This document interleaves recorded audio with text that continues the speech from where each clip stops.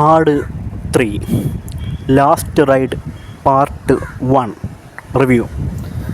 ഞാനിപ്പോൾ ഇതിൻ്റെ റിവ്യൂ പറയാൻ വേണ്ടി പോകുന്നത് ജെനുവിനായിട്ടാണ് പറയാൻ വേണ്ടി പോകുന്നത്. ഇന്നലെ പോയി സിനിമ കണ്ട എനിക്ക് എന്താണ് ഈ സിനിമ കണ്ടപ്പോൾ തോന്നിയെന്നുള്ള കാര്യങ്ങളും കഥാപാത്രങ്ങളുടെ പെർഫോമൻസും സിനിമ ഓൾറെഡി എങ്ങനെയാണെന്നുള്ള കാര്യമാണ് പറയാൻ വേണ്ടി പോകുന്നത്. പിന്നെ ഇനി ഈ സിനിമ കാണാൻ വേണ്ടി പോകുന്നവർ എൻ്റെ ഈ റിവ്യൂ കണ്ടിട്ട് പോയാൽ കുറച്ചുകൂടെ ഹെൽപ്ഫുള്ളായിരിക്കും എന്നുള്ള കാര്യം കൂടെ ഞാൻ പറയുകയാണ്. സോ അതുകൊണ്ട് ആട് 3 റിവ്യൂ.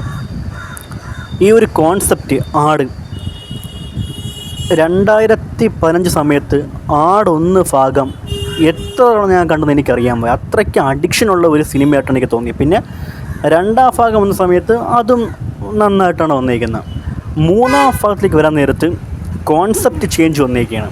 ഇപ്പം നമ്മുടെ ഷാജി പാപ്പനും ഗ്യാങ്ങുകളും ഡ്യൂഡ്, ഷർബത്ത് ഷമീർ, അങ്ങനെ കുറച്ച് ആൾക്കാരെ കൊണ്ടല്ലേ. അപ്പം അതിൽ നിന്നൊക്കെ ഒന്ന് വ്യത്യസ്തമായിട്ട് മറ്റൊരു കഥാപശ്ചാത്തലം, മറ്റൊരു ജോണർ എന്നൊക്കെ പറയാം. ഈ സിനിമയിൽ 2 കാലഘട്ടങ്ങളാണ് കാണിക്കുന്നത്. 2 കാലഘട്ടങ്ങളിലുള്ള ഈ ഒരു ഗ്യാങ് ഇതൊരിക്കലും ഒരു ടൈം ട്രാവലെന്ന് വേണമെങ്കിലും പറയാം, ഒരു പുനർജന്മമാണെന്ന് വേണമെങ്കിലും പറയാം. അങ്ങനെയാണ് ഈ സിനിമ എടുത്തത്. പുനർജന്മമാണോ ടൈം ട്രാവൽ എന്ന കാര്യങ്ങൾ കാണുന്ന നമ്മളുടെ ഒരു ഇതണക്കിരിക്കും. നമ്മളെങ്ങനെ ഇതിനെ നമ്മൾ അക്സെപ്റ്റ് ചെയ്യുന്ന കണക്കിരിക്കും. പക്ഷേ എനിക്ക് ഇത് കണ്ട സമയത്ത് കുറിച്ച് തോന്നിയിരിക്കാന്ന് വെച്ചാൽ ഇതൊരു ടൈം ട്രാവലർ അല്ല, ഇതൊരു പുനർജന്മത്തിൻ്റെ കഥയാണ് പറയുന്നത്. പിന്നെ ഇതിലിങ്ങനെയൊക്കെ കണ്ടുപോയ സമയത്ത് ഒരു കാര്യം കൊണ്ടേക്ക് വരുന്നുണ്ട്. പക്ഷേ അവർ പഴയ കാലത്തേക്ക് പോകുന്നൊരു ടൈം ട്രാവലർ ആയിരുന്നെങ്കിൽ അതിനൊരു ഫിക്സ്ഡ് ഉള്ള ഒരു വിഷൻസായിട്ട് കാണിക്കാത്ത എന്താണ് ചിന്തിക്കുന്നത്. ഇപ്പം നമ്മൾ ഈ 24 സിനിമ കണ്ടു കഴിഞ്ഞാൽ ഒരു വാച്ചുണ്ട്, അതൊരു ടൈം ട്രാവലർ സംഭവമാണ്, അതിലേക്ക് അങ്ങോട്ട് പോകുമ്പോൾ. പക്ഷേ ഇതിൽ ഒരു എലമെൻറ്റും അങ്ങനെ കാണുന്നില്ല. ഇപ്പം നമ്മുടെ സാത്താൻ സേവിയറിൻ്റെ ആ ഒരു പോഷൻ കാണിക്കുമ്പോൾ ഒരു പേപ്പർ ഇങ്ങനെ ഒന്ന് വീഴുന്നു, പുള്ളി ഒരു ഫ്ലാഷ് ബാക്കിൽ ഇങ്ങനെ പൊണ്ണാണ് കാണിക്കുന്നത്. പക്ഷേ ഒരിക്കലും ഒരു മാച്ചിങ് ആയിട്ട് എനിക്ക് തോന്നിയില്ല. പക്ഷേ എന്തെങ്കിലുമൊക്കെ ഇപ്പോൾ ഇവരുടെ ഒരു പ്രസൻറ്റ് കാലഘട്ടം കാണിച്ചിട്ട് ഇപ്പോൾ ഇത് അങ്ങനെയാണ് അവർ ഇതിലേക്ക് പോകണമെന്നുള്ള ഒരു വെറൈറ്റി തീം ഉണ്ടെങ്കിൽ ഓക്കെ ആയിരുന്നു. പക്ഷേ ഇത് മറ്റൊരു പശ്ചാത്തലത്തിൽ ഇങ്ങനെ കാണിക്കുന്നുണ്ടെങ്കിൽ പോലും നമുക്ക് ഒട്ടും അങ്ങോട്ട് ലോജിക്ക് പരമായിട്ട് അങ്ങ് അംഗീകരിക്കാൻ വേണ്ടി പറ്റുന്നില്ല എന്നുള്ളതാണ് ഏറ്റവും വലിയൊരു കാര്യം.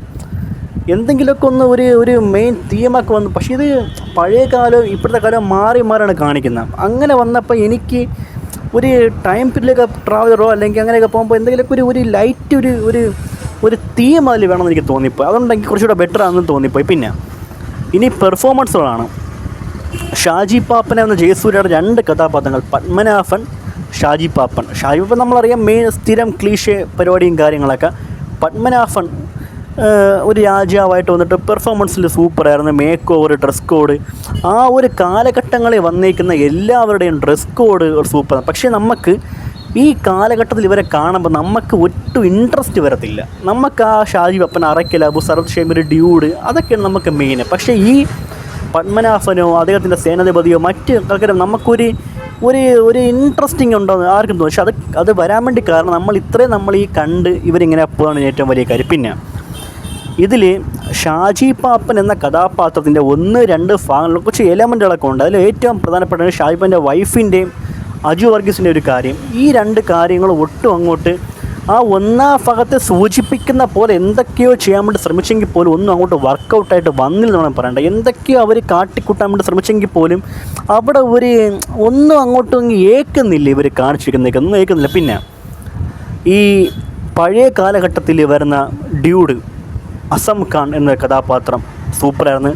വിജയ് ബാബുവിൻ്റെ കഥാപാത്രം നൈസായിരുന്നു. പിന്നെ ഇതിൽ ഒരു വിദേശി നായികയായിട്ട് നിൽക്കുന്ന ഏലിയ ബ്രൗൺ എന്ന് പറഞ്ഞ ഒരു ലേഡി 2 കാലഘട്ടങ്ങളിലും സൂപ്പർ പെർഫോമൻസ് ആയിരുന്നു. കോസ്റ്റ്യൂംസ്, ഗ്ലാമറൊക്കെ അടിപൊളിയായിരുന്നു. പിന്നെ ഈ പഴയ കാലഘട്ടത്തിലെ സണ്ണി വെയിൻ ആക്കുന്ന സാത്താൻ സേവറിൻ്റെ ഒരു ഗ്രാൻഡ് പാപ്പ എന്നൊരു കഥാപാത്രം, അതും നൈസായിരുന്നു. അതിന് ഡബ്ബിങ് ചെയ്ത് നമ്മളെ ബാലയുടെ ഡബ്ബിങ് പെർഫെക്റ്റ് ആയിരുന്നു കേട്ടോ. പിന്നെ ഈ പുതിയ കാലത്തിലേക്ക് നമ്മളെ പ്രസൻറ്റ് കാലത്തിലേക്ക് വരുമ്പം ഡ്യൂഡിനെ വേണം പറയേണ്ട. ഡ്യൂഡിൻ്റെ ഒരു അവസ്ഥ കണ്ട സമയത്ത് എനിക്ക് ഭയങ്കര വിഷമമായിപ്പോയി. ഡ്യൂഡ് എങ്ങനത്തെ ഡ്യൂഡിൻ്റെ ഒരു എൻട്രി സീനെ കണ്ട സമയത്ത് ഡ്യൂഡ് ഒരു വല്ലാത്തൊരു ടൈപ്പ് ഡ്യൂഡായിട്ടാണ് എനിക്ക് തോന്നി. വല്ലാത്തൊരു ടൈപ്പ് ഡ്യൂഡ് ഇങ്ങനെ മാറുമെന്ന് എനിക്ക് തോന്നിപ്പോയി. പക്ഷേ അത് കഴിഞ്ഞിട്ടൊരു സെക്കൻഡ് ഇൻട്രോ ഉണ്ട് ഡ്യൂഡിന്.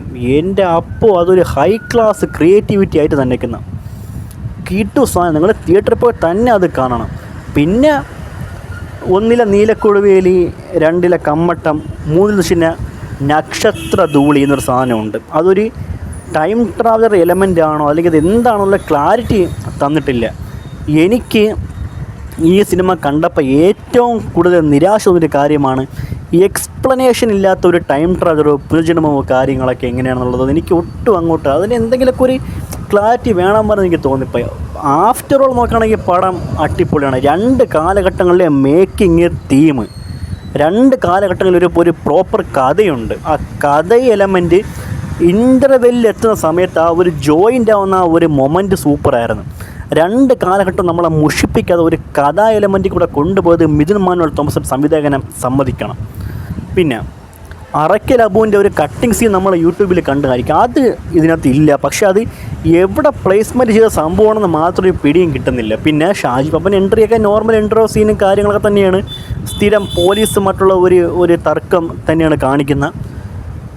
ആഫ്റ്റർ ഓൾ നോക്കുകയാണെങ്കിൽ പടം ഒരു കൊള്ളാം, ഗുഡ് മൂവി, മേക്കിങ്, ക്രിയേറ്റിവിറ്റി സാധനങ്ങളൊക്കെ സൂപ്പറാണ്. പക്ഷേ അവർ എടുത്തു വച്ചിരിക്കുന്ന ഒരു കോൺസെപ്റ്റിൽ ഒരു മിനിമം ഒരു ക്ലാരിറ്റിയും കൂടെ തന്ന് അവതരിപ്പിച്ചിരുന്നെങ്കിൽ പൊളിച്ചടുക്കി വെച്ചേനെ. ഇത് ചുമ്മാ പഴയ കാലഘട്ടങ്ങളിലേക്ക് പോകുന്നത് പിന്നെ ഇങ്ങോട്ട് വരുന്നുണ്ടല്ലോ ഉള്ള ഒരു അങ്ങാതി അതെനിക്ക് ഒട്ടും ഇഷ്ടപ്പെട്ടില്ല. കുറച്ച് ഇപ്പം ഞാൻ ഒരു കാര്യം പറയും, പത്മനാഭൻ എന്ന് പറയുന്ന ജയസൂര്യയുടെ ഒരു എലമെൻ്റ് എന്തെങ്കിലും കുറച്ചുകൂടെ ഒരു വ്യക്തിനെ പറ്റി അവർ അറിയുകയോ അറിഞ്ഞിട്ടാണ് അങ്ങോട്ട് പോകുന്നുള്ള കാര്യങ്ങളൊക്കെ ഉണ്ടെങ്കിൽ നൈസായിരുന്നു. പിന്നെ ഇതിൻ്റെ 2ാം പാർട്ട് 2 ഉണ്ട്. ഇതിൻ്റെ ഈ പാർട്ട് 2-നകത്താണെങ്കിൽ ആൾമോസ്റ്റ് ചേഞ്ച് ആവുകയാണ് പല കാര്യങ്ങൾ. അത് നിങ്ങൾ കാണുമ്പോൾ നിങ്ങൾക്കത് മനസ്സിലാവും. അതിപ്പോൾ 2ാം ഭാഗത്തിലേക്കുള്ള ഒരു എലമെൻറ്റും കൂടെ ഇട്ടാണ് പടം എൻഡ് ചെയ്യിപ്പിച്ചെന്നുള്ള കാര്യം മാത്രമേ ഉള്ളൂ. സോ അത് ഇത്രയും കാര്യങ്ങളിൽ നെഗറ്റീവ് എന്ന് വന്നത് ഒരു ക്ലാരിറ്റി തരാതെ ഈ ഒരു ടൈം ട്രാവലർ അല്ലെങ്കിൽ പുനർജന്മങ്ങളൊക്കെയാണ് ഏറ്റവും വലിയ പ്രശ്നം. ബാക്കി നോക്കുകയാണെങ്കിൽ പടം അട്ടാറ് സാധനം ചെയ്യണം, അട്ടാറ് ഐറ്റം. 2 കാലഘട്ടങ്ങളിലും മുഷിപ്പിക്കാത്ത കഥാ എലമെൻറ്റ് പരമായിട്ട് പടം ഇങ്ങനെ മുന്നോട്ട് പോവുകയാണ്. തിയേറ്ററിൽ പോയി കണ്ടു കഴിഞ്ഞാൽ നിങ്ങൾക്ക് ബെസ്റ്റായിട്ടുള്ള ഒരു പഴയ ഒരു വൈബ് നിങ്ങൾക്ക് കിട്ടുമെന്നുള്ള കാര്യം മാത്രമേ പറയാനുള്ളൂ. സോ നിയർ തിയേറ്ററിൽ പോയി കാണാൻ വേണ്ടി ശ്രമിക്കുക. പക്ഷേ ആ ഒരു ടൈം പീരീഡിലൊക്കെയുള്ള അവരുടെ കടന്നു പോക്കിൻ്റെ ആ ഒരു രീതി അത് കുറച്ചുകൂടെ ഒന്ന് ബെറ്റർ ആക്കിയെങ്കിൽ പടം കുറച്ചുകൂടെ ഒന്ന് ഒരു ഇൻട്രസ്റ്റിംഗ് ആയിപ്പോയി. ഈ ഗ്യാങ് അറിഞ്ഞിട്ടാണ് അങ്ങോട്ട് പോകുന്നത്, സൂപ്പറായിപ്പോയി. ഇത്ര മാത്രമേ പറയാൻ പറ്റുള്ളൂ. സോ ആ ഒരു കാര്യം വെച്ച് സൂപ്പർ പടമാണ്. ഒരു മോശമായിട്ട് പറയാൻ പറ്റുമ്പോൾ കിടിലായിട്ട് ചെയ്ത് വെച്ചിരിക്കണം. അപ്പം ആ ഒരു കാര്യം വെച്ച് നിയർ തിയേറ്ററിൽ പോയി കാണാൻ വേണ്ടി ശ്രമിക്കാം. ഇതാണ് ആട് പാർട്ട് 3 ലാസ്റ്റ് റൈഡിൻ്റെ പാർട്ട് 1ൻ്റെ റിവ്യൂ എനിക്ക് പറയാനുള്ളത്. സോ മസ്റ്റായിട്ടും പോയി കാണാൻ ശ്രമിക്കുക, എൻജോയ് ചെയ്യുക. ഈ ഒരു ടൈം പീരീഡിന് അല്ലെങ്കിൽ ടൈം ട്രാവലിൻ്റെ എക്സ്പ്ലനേഷൻ ഇല്ലാത്തുള്ളതാണ് ഏറ്റവും വലിയ പ്രശ്നം. ഇത്രയുള്ളൂ പറയാനായിട്ട്.